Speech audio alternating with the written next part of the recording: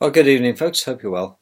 Um, bit of a different video tonight. I'll have a look at human relationships. I am no marriage guidance counsellor. I often wonder whether marriage guidance counsellors, I know friends who have been to them and they thought they're a joke. They still got divorced in the end. You know, all this advice they spout out to this panel of, what does he say? There was usually 3 or 4 grannies, that are sat there willing to stick their nose in. And as much as as a bloke, I suppose, this is his experience, that you think it's not biased, it is biased. Because a lot of marriage guidance counsellors, they are, of course, they're on the side of the women. Very few male marriage guidance counsellors in the industry. It's a girl thing. So I want to talk about relationships. God knows I've had a few. Fortunately, the model I've got now is a keeper. But I had my fair share. Oh yeah, baby. Sound like a gigolo. Not really. Not in them days. Happy days, not always. But what are the key elements?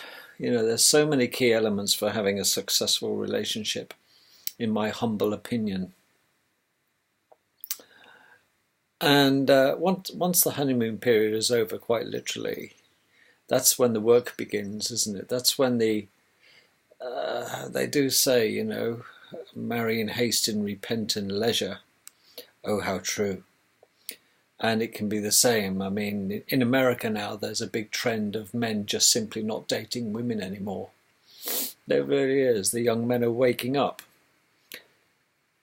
It seems a big trend also in America that every young woman's getting tats or piercings. And I'm really opposed to them. Personally, I find them horrible. Because some beautiful girls having sleeve tats and these bloody piercings that make their ear enormously round. They put a huge hole here eventually. And when they take the insert out, they're left with this hanging skin. I mean, some of the most beautiful girls, you want to slap them stupid. I'm sure their parents do. But you think, why?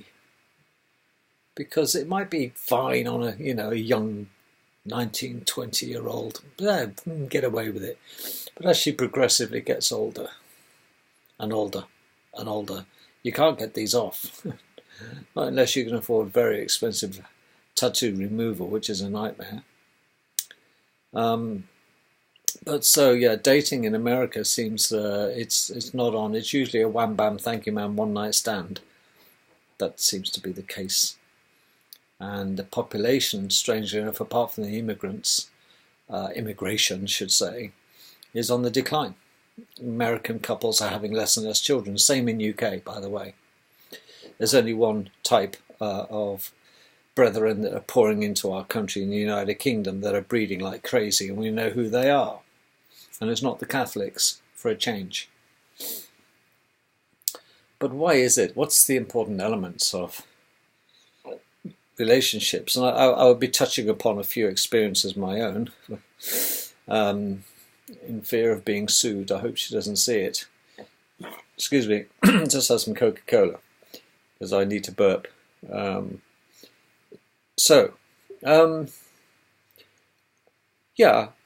If you're going to look at what would you expect out of your female partner?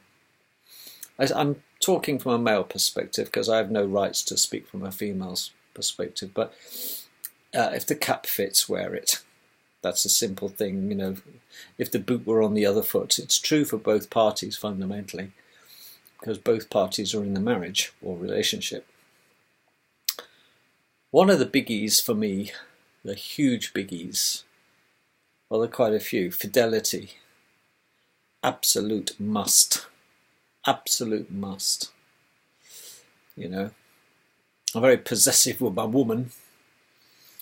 And what's wrong with that?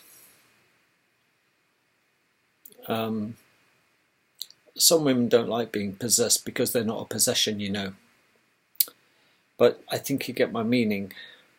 It's rather like a dog pissing on the corner of a street. And do you know what? If you want a happy, peaceful life, date an ugly bird. Yeah, because you're not going to get the Exocet missiles flying around you every 5 minutes trying to take your babe. And that breeds insecurity in a relationship, doesn't it? When you're constantly having to fend off alternative suitors that are making a play. So that's a biggie. Fidelity. It's a given that they should be in a monogamous relationship. And both parties understand that. Sadly, it doesn't seem to happen a lot in promiscuous societies. One or the other will have a little fling and they'll never find out. Well, they do find out because the signs and symptoms are very subtle. But when you're trained eye, you can spot the ones that are having a bit of a fling, ultimately, because, well, it's very, very, very difficult to live a lie. And eventually the truth will out. You'll catch one another at it, metaphorically speaking. The signs are very subtle. And so the other thing is then with fidelity, you've got to have a huge boatload of trust. Trust in everything, really. Trust that they're not messing around. Trust that they're not going to give you an unsocial disease by messing around. Trust with your money. Make sure they're not going to bankrupt you or steal. I mean, you don't want to empty your pockets, lads, at the end of the night on the windowsill before you go to bed and hang your trousers up. Wake up in the morning and you get to the stage you have to count. And this happened to me with a particular Dutch girl I used to cohabit with. I adored this girl, but there was something about Mary about her, and I couldn't quite put my finger on it. Because once you suspect that, mobile phones, girls texting, or wives or girlfriends texting you saying who you text to, and they, or you walk into a room and suddenly they shut the phone up, or they pretend they're doing something. Quick, shut it down, you bastard. And so who are you texting? And there's a stupid question to ask. Oh, I'm just texting this guy I'm having a fling with. Do you mind? It ain't going to happen, is it? No. What about this then, where you walk into a room and they suddenly they put the hand on the mouse and they start moving? What's the matter? I saw you typing a minute ago. Now you've shut it down. Who are you typing to? You see, this. Don't be so nosy. Well, I have a right to know, don't I? Why don't you answer the question? Who are you talking to just then? A friend. Which friend? And they'll pluck a name out the hat. It's pointless asking, because they've rehearsed the excuses when you've caught them so many times. They've got it down pat. Some of them are so expert that, oh yeah, I've dealt with it before, what will I say if he catches me, or nearly catches me? You're paranoid, you are. And, I have friends who have had this situation happen in their lives too, where they're convinced their wife's not necessarily being unfaithful, or girlfriend not necessarily being unfaithful, but flirting offline, flirting online. Yes, they're pretending they're single, or they've matched up with some bloke that they've met and they're in a chat room and they're flirting around. But she doesn't want to share it with you, you see, because she's got her secrets. Because you don't control everything about her life. I'm assuming you're a man. But it works the other way round too, so just make assumptions. Make the switch. But trust is a huge thing. One of the quickest ways to see if you've got a good relationship, marriage, particularly marriage, if you have separate bank accounts, that's fine. People are, that's fine. But just ask your wife for your username and password on her bank account and see if she gives it to you. Without, why do you want that? What's it got to do with you? I just like to see that you keep saying you're broke all the time. I just like to see what happens to your salary every month. I have a right to see it, don't I? No, you don't. It's my private. It's my bank account. But they're willing. They want to know everything about yours. Okay, you've got to be an open book, but they can be a closed book. They can have their little peccadilloes and secrets, of course. But the moment you start having secrets, you're a bastard. What are you hiding? I'm sure you're screwing Mandy down the road. This is how unfair it is. It's do as I say, not do as I do. And that is so often the case in relationships, married or not. There's always one. But you often wonder if that's in that situation, why are you even together? Because you're never going to be able to trust one another. Are you? Now, if you don't trust someone you live with, it's always going to eat at you.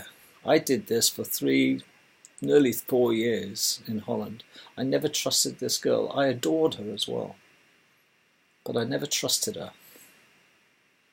There was always something about Mary about her.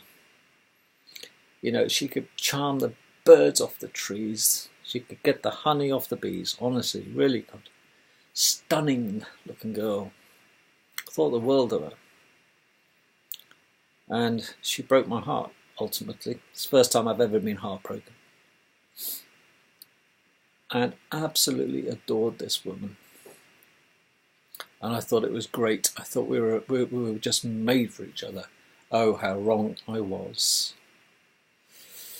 And the experience has taught me well. And I'm glad it happened when I was young. Very glad. And I'm bloody glad I didn't get married. Because that would be divorce. Straight away on the old record. But what I'm telling you really is exactly what happened. Yes, back in those days we didn't have the internet. It was very embryonic. But I can only imagine what it would have been like with her with the internet. Oh, it would have been 10 times worse. Her ease of being deceptive would have been facilitated easily by the way that people can screw around on each other nowadays. I mean, imagine this nowadays. If you're in a relationship, do you really want to know who your husband's texting? Who he's talking to? Who's he talking to on... What was that email? Why do you close your computer when I come in the room? Why do you suddenly minimise? You see, oh, he's like, you don't have to keep asking me. You're bloody nuts you are. And these are the things that similar arguments I had. And I don't think I could live like that. But if you grin and bear it and put up with it and hope it'll go away, it won't. I have friends in similar situations where they have a wife they're convinced is flirting around, maybe messing around with somebody at work, but they can't prove it because, well, he's not that into social media, but she is. She's into everything. You name it, she's in it, she's on it. But this is a mother of 3, by the way. Not my wife, someone else's. But she's never got enough time in the day, but she's got time to settle down when the kids are out playing or they're in bed or whatever. Out comes the computer and she's on, and he's doing his thing and she's doing her thing, and it's back-to-back Macs or back-to-back PCs or whatever, or he's in his room and upstairs or whatever. You don't know, do you? And all the time my mate is thinking, who's she talking to? Gives her a kiss goodbye in the morning. Bye, see you later. Get back in the evening. How's work? Okay, yeah, fine. First thing they do, keep looking at the phones, checking the phones. Well, why do you keep checking your phones? Who's texting you? Oh, just a friend from work. Now, don't go kidding yourself, because the art of deception is so subtle. because they could have, if it's, Julie that you're married to, and then suddenly Julie gets a text message from Jemima. Jemima could be a bloke. This is the art of deception. This is where you have to be very careful. Who's that you're texting? Jemima, do you want to have a look? You don't bother reading it. But that's a good time to take the phone and start scrolling, because you've got full control of the phone.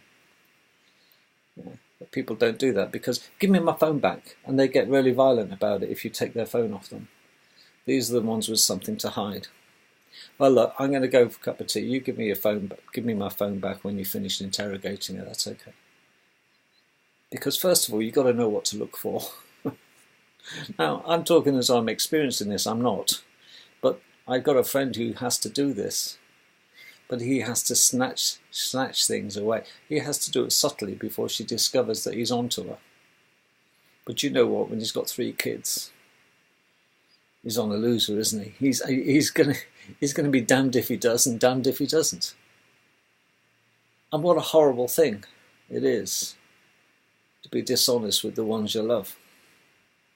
And yet so much of it goes on because social intercourse, social media has facilitated the world of the affair merchants, women and men. And I think it's a double-edged sword. But even if you are absolutely spark in love with your partner, the moment they won't show you their bank account, that's a big one. Especially if you've got yours and she's got hers, and you pro-rata the bills. But she's always, always skint. Or she's denies having anything. You see, once they start lying to you, I haven't got enough money for that, you'll have to do that. Well, hang on a minute, because money is the cause of a lot of arguments in relationships.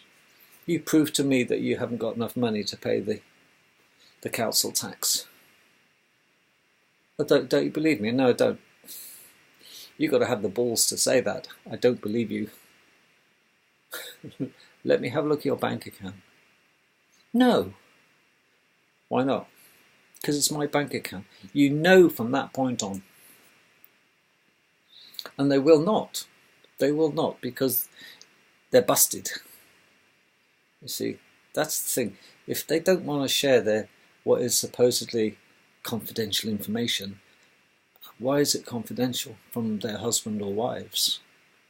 That's the big question. What have you got to hide? Nothing. It's a matter of principle.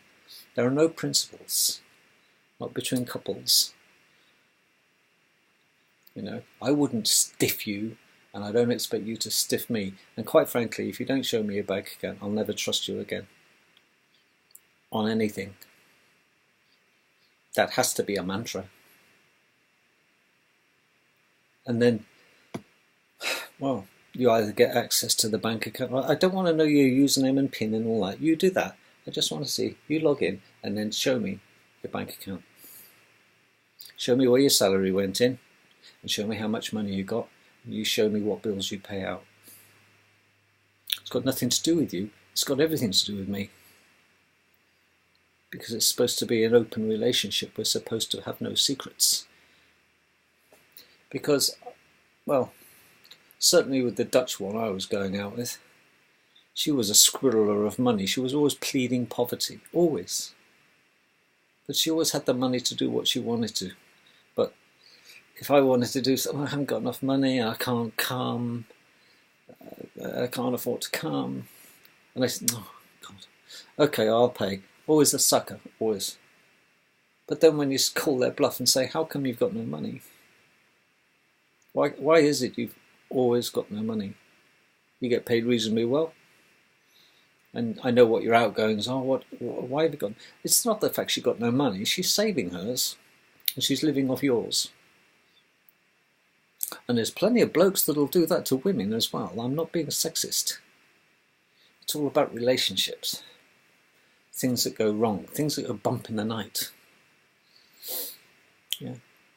But pre-internet, it was quite hard to have a fling and be deceptive to your partners, wasn't it? But the internet has made it oh so easy. Dating sites, chat lines, that it's almost like they've introduced this into society, this ability for freedom of expression and communication between all sorts. You just don't know. I mean, before internet, you just had, if I was in a relationship before the internet, the only thing I had to worry about was other blokes in the close vicinity of our lives. Those blokes that she worked with, and and because other than that, they finish work and they come home to the bloke she's supposed to love and admire, and adore, etc. But now you see, when they're out of your sight and out of your mind and they're doing their thing, you have no idea.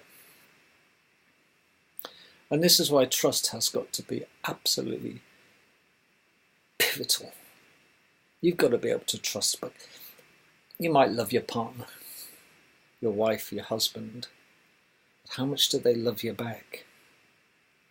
You see, for me, and I'm being brutally honest with you, if my wife barged into this room now and said, "Show me your bank account," well, she's got my username and password. I never change it. If I did, I'd tell her. I change it every quarter because, quite frankly, I can't be asked to remember it all. But yeah, fine. What do you want it for? I just want to check something. Okay. And she'll whiz through it. No, I got nothing. Simply, absolutely open book. It's the only way to be. But then when the other one isn't open book, that's the problem. That's when you know you can smell a rat. I can go to my wife and say, "Give me a username and password." Yeah, okay, there you go. It has to be that transparent. If there's no transparency, there's mud in the water. And you've got to figure out what the mud is. See? And paranoia can drive you mad in a relationship. The distrust. Why did the phone stop ringing when I came? Why did he hang up when I approached you? Well, it was more important I talked to you than whoever's ringing on the phone. Well, who was ringing on the phone? Oh, it was a number withheld. You have no idea, do you? But the machinations that are going on, it only takes a little slip up, one little doubt in a relationship. One little doubt. It's like a blob of black ink in a bucket of clear water, isn't it? It will destroy the whole clarity of your relationship when you've got one nagging little doubt. But life is so strange on many occasions. Sometimes it can be quite serendipitous. What you have to do is, and this is a tough one, I know, brace yourself, is to believe your gut feeling. I know, it's tough. What is your gut telling you? Now, there's a lot of research about gut feelings, and statistically they prove to be right more than they're wrong. Something just doesn't add up. Now, if you watch Judge Judy, she says if it doesn't sound right, it probably isn't. And that is oh so true. If it looks like a duck, walks like a duck, quacks like a duck, it's a duck. But some liars are so skilled at it, they will tell a lie between two truths. They will bundle it. It's like a bundle deal. And that'll throw you off the scent. But ultimately, and I know, and I'm sure you've had this in your life. There's just something about Mary. Something doesn't quite ring true. Because your gut feeling, it's almost like an inbuilt lie detector, and we pass it off. No, she wouldn't do that. He wouldn't do that to me and the kids. Oh, he is. You're just too forgiving. You don't want it to be true. That's the problem. You will be in denial, this place in Egypt, you know. But there's no doubt in my mind that women are the true masters of deception. Men generally are pretty open. We're pretty weak in that respect. We wear our hearts on our sleeves. Now, you know, you're going to have to look at what a woman does every morning. She puts a mask on, makeup. She's wanting and pretending to be something she's not. Some women don't even look similar when they got the makeup off. Oh, who are you? Oh, morning, love. It can be that dramatic. Oh, for sure. You know, it's quite a shock to see your wife without makeup sometimes, if it's new to you.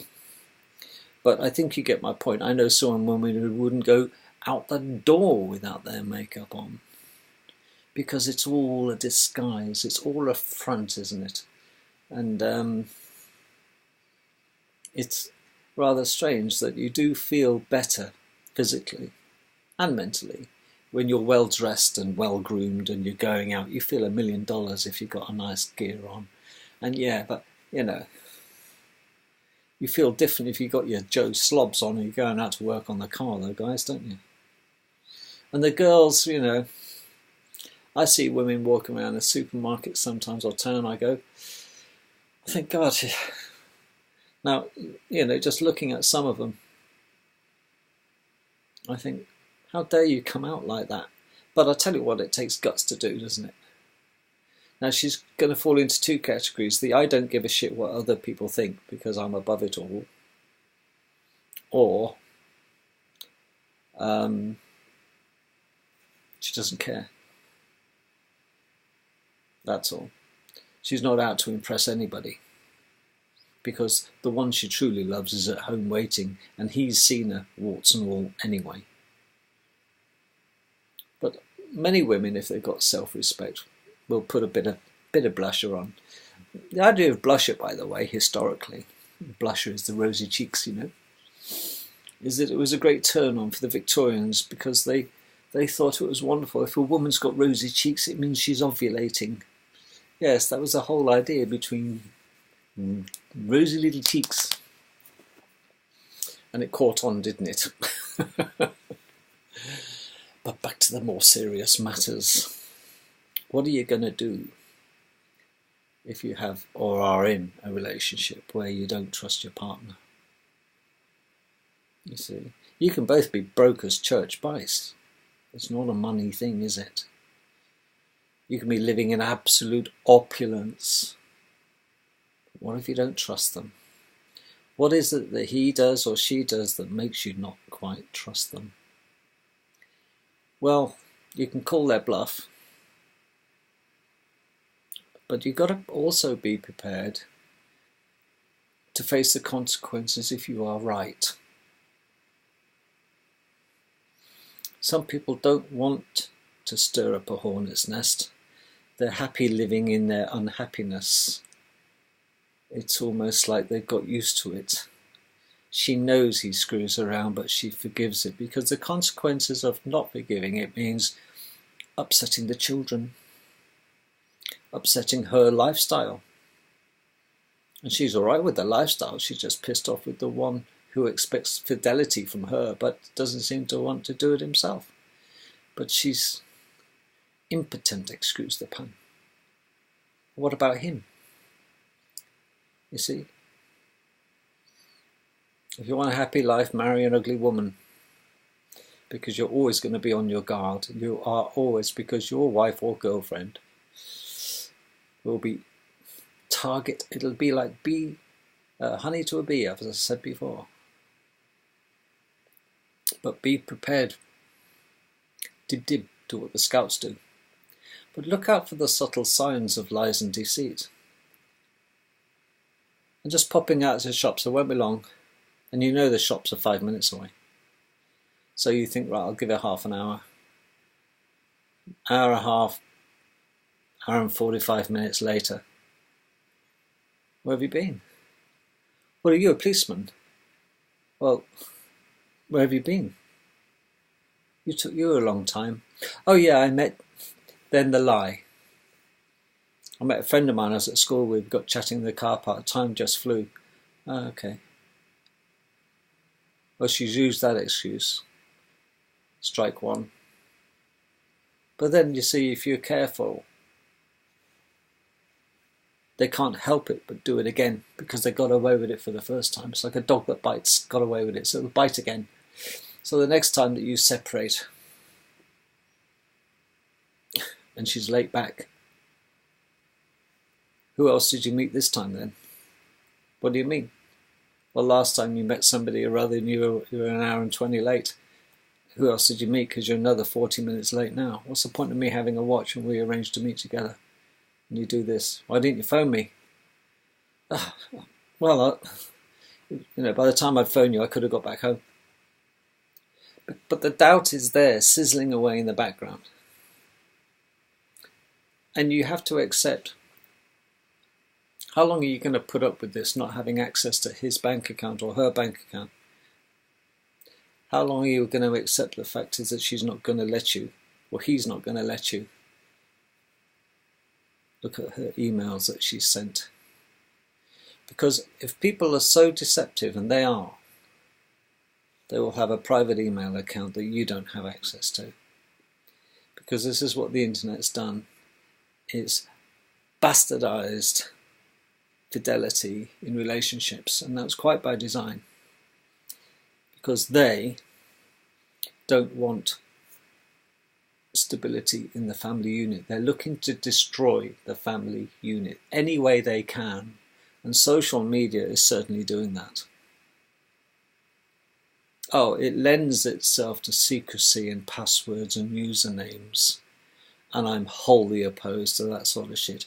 There's nothing I would expect my wife to hide from me. If I ask her what's the username and password on XYZ and I don't get a prompt correct answer, I'm suspicious. And I think you'd have a damn right to be suspicious as well and question it. If you don't share financial details between one another, you're in trouble. And I know some men don't want their wives to know how much they earn. Well, the knife cuts both ways, doesn't it? There's no point expecting your lady in your life to be an absolute open book and you're sitting there saying, do as I say, don't do as I do, because that would make you a hypocrite. But there comes a time in the affairs of man and women, as it did with me in Holland, that you have to say, it's over. But, oh, the scalded kitten. What do you mean? Why? I love you so much. The big, because they realise their meal ticket's about to go out the door. Suddenly they didn't think you would, you see, because you've called their bluff.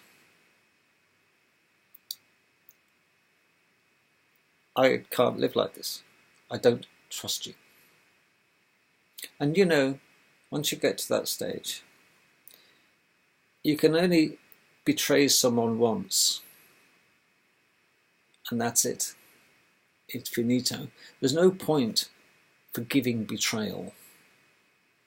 Because once a betrayer, always a betrayer. It's some people's nature just to be deceitful, deceptive, secretive. Oh yeah. And more often than not, quite frankly, daughters are like their mothers. And I used to think, what a lot of nonsense. I mean, quite frankly, I love my mother-in-law. She's a delight. Aren't I a lucky one? Whew. Strike a luck. But I can see what they mean. Because the apple doesn't fall far from the tree. Men can be like their fathers, and certainly, women, if they don't look like their mother, well, chances are they'll act like them, because that's how they learn to be feminine. And if your mother and father-in-law don't speak much, they live their separate lives under one roof, guess what's coming your way? You're going to have a wife that wants to live the same as mummy and daddy did, where mummy could flirt with who she wants and go out with her friends and separate lives under one roof. It's not my bag. It might be other people's, but it's not mine. And I rapidly learned that. And I'm adamant about it. I want to know the bank account numbers. I want to know the username and passwords. Is it me being paranoid? No, because I have no reason to ask. Because I'm very stoic like that. I think, well, if she has a fling, got to be a reason. She's obviously not happy. I want her to be happy. But one thing is for sure. In that case, she can piss off. That's simples. Take what you want and get lost. But there's no coming back. And so many guys fall for this, don't they? I miss her so much. Oh, perhaps I was being impetuous, kicking her out like that for having a bit of a... Well, I didn't really catch her. She didn't. I don't even know if it happened, but the signs were there, and I forgave her. You mug.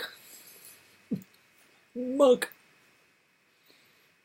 Because it's never going to be the same. And that's what I experienced in Holland. I thought, do I forgive? Do I not? No. Do I forgive the secrecy and the deceit? And no, I can't. You cannot build a stable house on a rocky foundation. But who are the ones that are creating most of the breakups in our relationship world at the moment? I'm sad to say it's women. Women are the true homewreckers in most marriages, especially the good lookers. Okay. Women.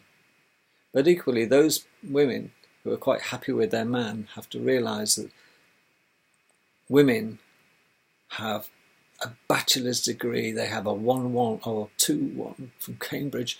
They are masters at coaxing a man away from a woman when that woman's got more than what that other woman wants. So if I want your husband, I can get him any time I like. You get these girls and women. Oh, for sure. And they do, don't they? Because men, I think, are less prone to want to smash up a family unit and steal another man's wife. But I think, sweeping statement, I think it isn't the case, always the case. Excuse me. I think there's certainly men out there who are quite easily... Men, you see, the consequences of men doing it is that they face repercussions from the husband. But there's very few repercussions for a woman who steals a man. If it was the other way around, that would be different, wouldn't it? Because men are less prone to go after... women are less prone to go after another woman for stealing their husbands or boyfriends. That's the problem. So, as I said, I'm not a marriage guidance counsellor, heaven forbid. And yeah, I've had good times and bad times. It's been a rocky road. But for the most part, it helps if you're best friends that trust each other. And I trust her with my life. And I hope she trusts me with her life, because I would never do anything to hurt her. But you've got to kiss a lot of frogs to get a prince, and it's the same with princesses. And I want you people out there to be very cautious, even with the ones you're married to, let alone living with, or courting, such a lovely word. And even if you're courting, if you cannot be 110% honest with each other, you're wasting your time, money, and effort, because there is no future. She spends more time online than talking to you, you're in trouble. And girls, if he's always out with the lads and he doesn't want to take you, or you're always the lone babysitter and it's always him who wants to go out and he puts his aftershave on and smartens himself up, he probably does more for that going out than he does for you. Why is it that women don't want to look nice for their husbands when they come home from work? Do you know why? Because most women see their husbands as a meal ticket. They've captured him. He's in the net. He's got more to lose if he loses me. If he runs away. You can't afford to leave me. You can't afford to stay. It'll destroy him mentally and physically if he stays.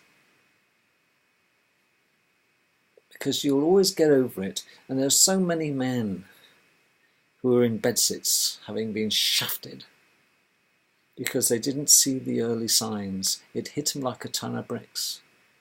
How? And they say often, I had a couple of mates that this happened to, I never saw it coming. It was right under my nose. It was so obvious, but I trusted her.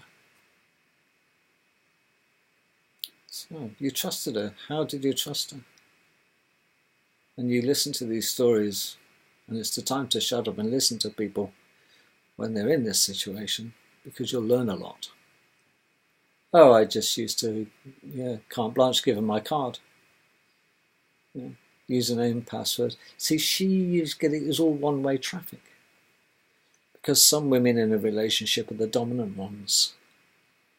Because the way society's come now is the men want 50-50 equality because they're such bloody pansies, this LGBT, whatever it is. Men need to man up, quite frankly, and women need to become back to feminists. They have to be more feminine, not feminists. Where's the femininity gone in women? They're wearing jeans, they don't bother with makeup half the time, they want tats, they want piercings, they're gobshites, they swear. There is no femininity in it though. I mean, I see girls who do this, teenagers and older. I think, she's got children. Yeah, innit? And you think, well, the problem is, in closing, some people are willing to put up with crap.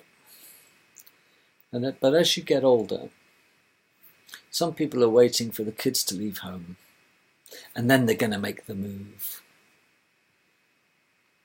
Why? Because enduring such crap while your kids are growing up, causing arguments between you both, isn't good for the children. So you're probably doing yourself and your children a favour if you just say,